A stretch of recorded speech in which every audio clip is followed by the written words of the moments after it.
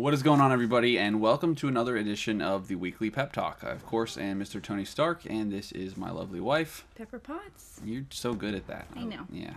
Perfect. This week, we're going to be talking about competitive gaming and the pros and cons of competitive gaming, and if it's a good idea, bad idea, if it will ever be considered a sport.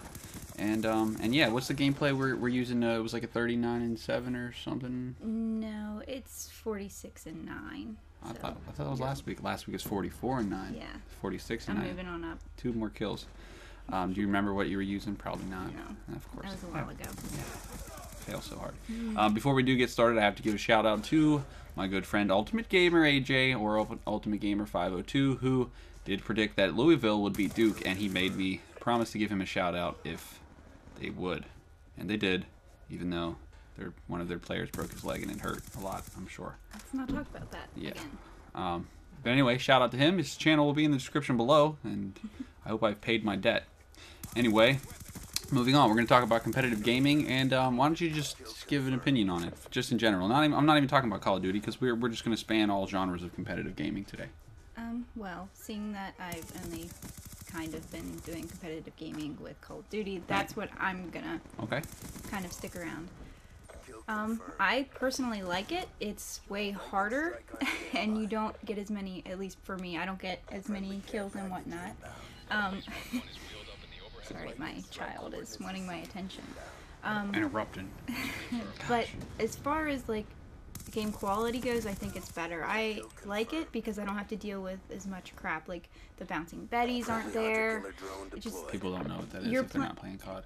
Well, I'm just saying. But no, continue. And the people you're playing against are good. Like, Right. you know they're good. They're not, you know, just going to be sitting in a corner and randomly spraying, most likely, and killing you. Okay, but stepping back from that, talking about competitive gaming in general, like we're gonna get into that in a second, but the sport of competitive gaming and how we can take something that it was created for leisure, such as a video game, and you know, for entertainment and passing the time, you know, relaxing, and taking it into something that's more, you know, competitive is, you know, you got to be into it. You got to, if like we were talking about, you can't really be good at competitive, you know, football and baseball. There were plenty of people that, you know, crossed over and, you know, whatever, that did both.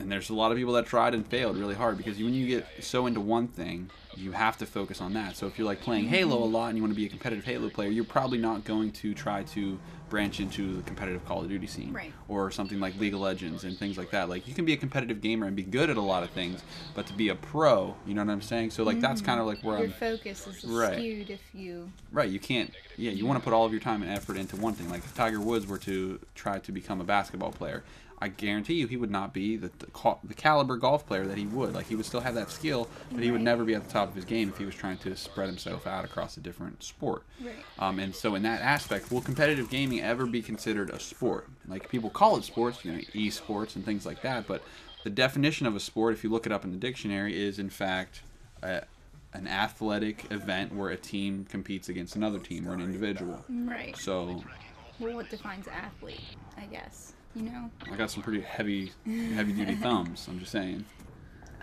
See, I don't know. I think that if it were to ever go that route, they would have to set up a lot higher standards. Like, from what we saw this past weekend with unsportsmanlike the teabagging play. and, Yeah. like, I mean, if you're going to do something like that in soccer or any sport, you're going to be penalized. Right. Like, you're not going to get away with it. Excessive celebration in the NFL. Like, you can hardly even do a touchdown dance after running 99 yards. Like, the refs will, they'll penalize your team.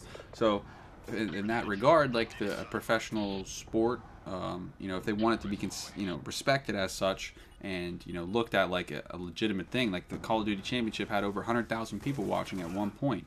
That's a lot of people. That's a grand scale of, of an event kind of thing. But at the same time, if you're going to act immature and act like the kids do on Xbox Live when you're playing with them, like, it's not going to be respected. It's never going to be taken seriously. They can have, as many commentators that they want standing around in suits and, and their headsets on and commentating and looking all professional and giving away hundreds of thousands of dollars, but it's never going to be taken seriously like that if they don't act responsible and do something like that. So, yeah, that's kind of like where I was going with it. But even competitive gaming in general, like, you find it more fun or entertaining, or is it too like is it hard to relax and do it at the same time? You know what I mean? Like, because you're saying you have to be into it, so it's hard to relax and enjoy yourself while playing if you're playing competitively, because you're playing it with a purpose at that point. I don't know if it's necessarily easier to relax, but I have more fun. In all honesty, I do. So that, I mean, in that aspect, yeah, I'm relaxed, but at the same time, I'm gonna be paying attention. I'm gonna be looking more for, people, because I know they're gonna be doing the same thing to me. So I have to. Right. So it wouldn't be a case of being more relaxed. It'd be a case of it's more enjoyable. Mm-hmm. You don't have to deal with a lot of BS. You don't have to. And another thing for me too, and a big reason why I'm putting on this tournament, is the fact that a lot of the people that play and are on the teams, you play with them in public lobbies, or you don't get to play with them at all. But so you know them. So it's like it's a way to interact with these people in a competitive way, but still playing the same game that everyone's playing. So it's like it's almost like you're taking the public lobby and all of that, and you're getting rid of all of the random kids that you don't know and you don't want to play against or whatever. And you want that atmosphere to come into a tournament where it's like at the end of the day, whenever you play the match, and you're playing the best out of 3 or 5, if you win or lose, you played as best as you could, and the person that on the other side played better than you, or whatever. Like, and that should be left at that. And I know that it's hard as far as sportsmanship and things like that. Even in professional sports, whenever someone on the other team beats you, the hardest thing it is for them or for you to say to them is "good game." You know what I mean? Because you lost to them. You don't. No one's ego wants to stoop to the level and say, "I'm not as good as you" in that moment. Right. So. You outthought me. Right. Outplayed, outthought. Well, I mean, it doesn't matter. Even if it's not you, even if it's their team, like you can be better than them all around and still lose because of their teamwork. So, yeah, and that ultimately that's where competitive gaming, I think, comes down to not being taken seriously. Like it's so easy to hide behind a screen and a controller and not be sportsman-like. But whenever you're playing hockey and you lose the Stanley Cup, you have to walk down the middle of the ice and shake everyone's hand and say good game, or trash talk them if you want to be a jerk. I mean, whatever. But you still have to see them face to face, and that's a lot different than when you're playing online. And a kid beats you, you can just as easily turn your Xbox off and never have to speak to him again. Right. So. Which happens. Plenty of times. Anyway, I'd love to hear some feedback in the comment section below about competitive gaming in general, and whether you think anything will ever be considered a sport when it comes to video games, and whether it shouldn't be. I'm holding my opinions for that because I'm not real sure myself. I don't think it should be a sport in that way that football's a sport or things like that, but it is something that you have to be good at and you have to practice and you have to really put the time and effort into. So with that being said, I hope you guys enjoyed another episode of the Pep Talk. Our kids are fighting. And until next time, I'll see you later. Peace.